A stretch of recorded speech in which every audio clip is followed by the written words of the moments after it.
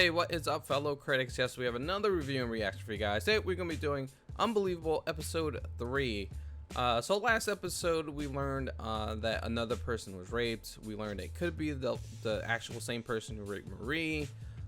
We met Detective Duvall, and we learned a little bit about her. We also met Detective Rasmussen, and then we also found out that their cases might be connected. So it looks like they're in this episode, maybe they're going to be trying to work out their cases to see if they're connected or not.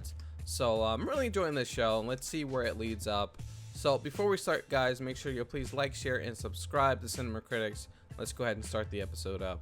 I was at a conference in Albuquerque. Anyone who can confirm that? Only the 300 or so attendees. Thank you for your extremely valuable time. Okay, so we know he didn't do it. You might have one that's similar. Really? Tell me what you got. Oh, now she wants to know. He proceeds to rape her for 3 hours, on and off. I mean... Oh, it's so similar. Same thing with my victim. Both of their cases match, so whoever is doing it is probably the same person for both of their cases, because that's very similar. Yes. He served 6 months. Oh, wow. So, like, that's a good, Does that surprise you? you think you would tell, you know, I guess not really. your wife. I ask, but... Can I just ask one question? Yes, of course. She's my victim. This is my case. I said fine. Oh, let's see how this is gonna work out. So they know, they found out a connection. There has to be at least strong enough to be connected. I don't know if they like each other though. At least does Rasmussen like her, or kind of like, you know, she kind of stepped on her toes by talking to her witness, or her victim, I guess I would say. We'll see how the relationship between them two will work out. See, completely two different type of personalities. Okay, so that answers my question.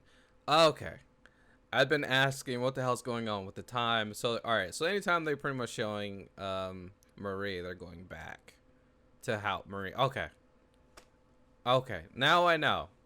I guess someone gave him my name. I guess, yes. Oh, Who would do that? Damn. So I guess it got out to the media, or someone got her name and just spreading around like, hey, this is the girl who told everybody she was raped, made it up. Like, really? Would people really do that? I understand if she, like, if she said it was this person and come find out she was lying, but she didn't name a person. So why is everyone jumping on her? I understand to be like, all right, that's messed up, but still, what? Like, what's all the hate for? She didn't name a person. She said she was raped. I understand that people who lived there be upset with her, but just like random people she barely know. Come on, seriously? Every case is So unique. basically, if you don't find this guy in 5 days, you never will. Ugh. No. As I said, that is not necessary. Yeah, well, I'm a mathematician. Oh, Believe the God. numbers. So, given that you have 5 days to catch this guy, what are you doing here? Wow, this guy is... She was right when she said he was very protective, and she was like kind of dreading telling him. Wow. This dude. I'm sure the report's on the way. If that seems beyond your capabilities or your field of interest, maybe another team would be a better fit. Oh, she don't play. I can't read that plate. Like I said, with an image this low res, Use a better program. this is the best program that exists. Anywhere. She- It's what the FBI uses, CIA, everyone. But there's a plate number there, right there. That's one thing. Like, if you ever watch those TV shows, they were like, all right, I need the plate, enhance, and then they enhance it and it comes out perfectly. Like, that's never gonna happen. Like, you cannot get something low res and then enhance it to high res. Like, once it's low, it's low. You can't bump it up. Like, you're not gonna be able to get a low res image to become perfect. YSTR? Yes. Let me know when it gets back. Oh. I did good. The state doesn't Oh, follow her? it Wow, that she's way. playing a Instead, detective they for have one once. big category. Any relation to Max the Knife? Her husband. Really? Interesting. Oh my This God. is Elias. He's gonna be so Elias in is the trouble. Data analysis. CBI did YSTRs on ours too. We should have CBI compare our two samples. Just did. Oh, Oh. good. Yo, these two, I don't understand how they're gonna get along. It's like, Rasmussen is like very outgoing. Duvall, she's, you know, kind of like the sweet girl, but she'll tear you a new one if you know, if it comes to it.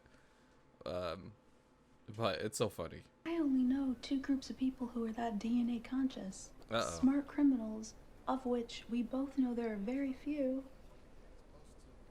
And police officers. Let's take a walk. Yeah. Uh-oh. Right. Let's think about it. It's like, damn, can we sit down and talk? Nice to see you too. When they're bigger than you, you can't win. It seems like the reason why she's been just constantly changing her stories, because as she was growing up, you know, all the mess she's been through, it seems like she realized you can't really fight back, especially her. It just that makes it worse. So you just got to go with the flow. If they tell you to do something, then, you know, you got to do it. If they say, hey, this is it, then that's it. You just try to go with the flow and almost try to not cause trouble. So when they asked her it happened, she was like, yes, it happened, because it did. But when they were like, oh, we don't believe you anymore, then she kind of like says, okay, then it didn't happen because you don't believe me, you know. So that's why all the back and forth she's been doing. What is this? I think, So freaking, shoot, I think it's a criminal citation. oh no. I said this before, just reporting it is false reporting. Like, you didn't have to do the polygraph to be considered false reporting. As soon as the first thing she said was considered false reporting, you know. So she's just lucky she got off with a citation. She could have got arrested. She could have did jail time. So she's lucky. What if he knows that? What if who knows what? That stations don't talk to each other. That as long as he only hits once in each district. Oh. Oh, sorry, am I in your way? You could have detectives from 8 different departments investigating 8 identical rapes with no clue they're all chasing the same guy. Wow. So this guy has to be either a cop or somewhere in that, you know, he has to work with this type of stuff. Either you're a cop or works in that field, and he knows the system that they're not, you know, on these cases, they're not putting all the information in that system. So when they do look it up, it doesn't show all the information. So it doesn't link all the other cases. So he makes sure that he hits in different districts so it won't all connect to one. Wow. So they'll just think, oh, it's just a random rape case. So it could be, you know, someone the person knows. Because normally that's, I think percentage-wise, it's mainly if you're raped, it's probably from someone you know. So by him doing this, that's where they're going to look at. They're not going to look for a serial rapist. Wow. This guy. Bitch, you are on your game. Okay, let's do this. Let's make some calls and find some shit out. All right. All right. She's thorough. See, Duvall is very thorough. Hey, detective. You love me. She's like, you know the deal. Rasmussen Laird, 72, a fraternity mother. Intruder, black mask, backpack, tied her up, took photos, threatened to post them if she told anyone. Made her shower, left a squeaky clean crime scene. That's him. That's the guy. Wow. All right. We're gonna find that sick motherfucker. Oh. We're gonna find him Oh. and arrest him. Oh. And we're gonna put him away before he has a chance to hurt someone else, which... Oh, man. Nice. Wow. Okay. All right, so yeah, that was the episode. We have Detective Rasmussen and Duvall. They kind of meet up and try to work things out and see if their cases connect. They actually went on an interview together, and sort of their kind of personalities kind of clash a little bit. Rasmussen told her not to talk during an interview, and she kind of asked a question at the end. They're both very thorough how they do their job. They're really both really good detectives. It's just they're both have a different mindset in how they do it. It's funny how seeing these two work together, and it seems like at first they were having kind of a problem meshing together. So now I finally figured out, I'm sure you guys been blasting me in the comments for it, but we found out, okay, Marie's, maybe I missed it. I think I probably missed it. They probably had the date and I just completely missed the date. But so we know anytime they show Marie, I'm sure to a certain extent, she's gonna be back in 2008 and they're showing them in 2011. So yeah, they show Marie and she's having some trouble. What's going on? So it leaked. Her name leaked. So everywhere, everyone knows now it was her who filed the false police report. It's crazy though. It's like she didn't accuse someone. So why is there such a big thing about it? Normally, like if she accused this person and that person had his life destroyed and then she later said, hey, I made it up, then that would make sense. Then I would see everyone being pissed off. But that did not happen. She just said she was raped and she said she wasn't, right? I can understand the people who lived there with her being upset because they lived there. They felt a certain way. They thought they were scared, right? That makes sense.